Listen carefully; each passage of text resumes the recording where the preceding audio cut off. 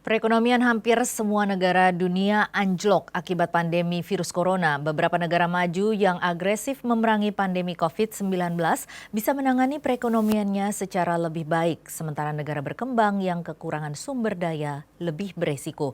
Berikut laporan Helmi Yohanes dari VOA. Korea Selatan, Singapura, dan Vietnam adalah beberapa negara yang bertindak lebih awal dan efektif dalam mengendalikan wabah virus corona dengan menutup bisnis, melakukan tes secara luas, dan pelacakan orang yang terpapar virus. Hasilnya, menurut para ekonom, negara-negara ini paling berhasil dalam membuka kembali perekonomiannya.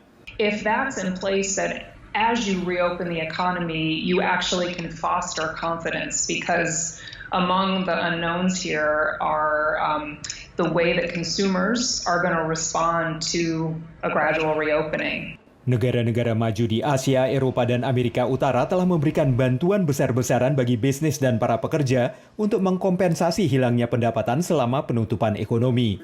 Negara seperti Jerman mempertahankan tingkat pengangguran relatif rendah dengan membayar kembali perusahaan-perusahaan agar para pekerja mereka yang menganggur bisa tetap digaji. Amerika Serikat kehilangan banyak lapangan kerja selama pandemi dan jumlah warga yang meminta tunjangan pengangguran mencapai 36 juta lebih hingga pertengahan Mei. Adanya kesenjangan dalam program-program ini membuat banyak warga Amerika semakin tergantung pada bantuan makanan. Sementara negara berkembang yang berkutat melawan kemiskinan sebelum pandemi terpukul oleh penurunan tajam ekspor global dan pariwisata dunia. PBB memperingatkan adanya bahaya kelaparan dan telah meminta bantuan kemanusiaan hampir 7 miliar dolar untuk membantu mereka yang paling berisiko. Humanitarian aid is not just a moral imperative. It is a practical necessity to combat the virus. If COVID-19 wreaks havoc in the poorest classes, we are all at risk.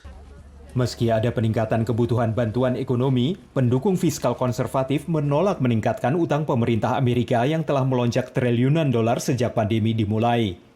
Mereka memperingatkan pengeluaran tidak terduga memerlukan kenaikan pajak dan langkah penghematan akan memperlambat pertumbuhan ekonomi di tahun-tahun mendatang.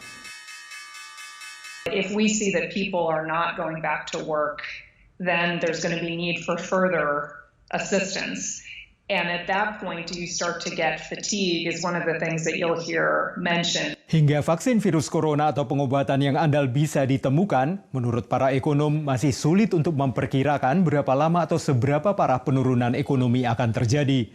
Para pakar juga memperingatkan, pembukaan kembali sektor usaha secara terlalu dini malah dapat memperpanjang krisis ini. Dari Arlington, Virginia, saya Helmi Yohanes dan tim VOA.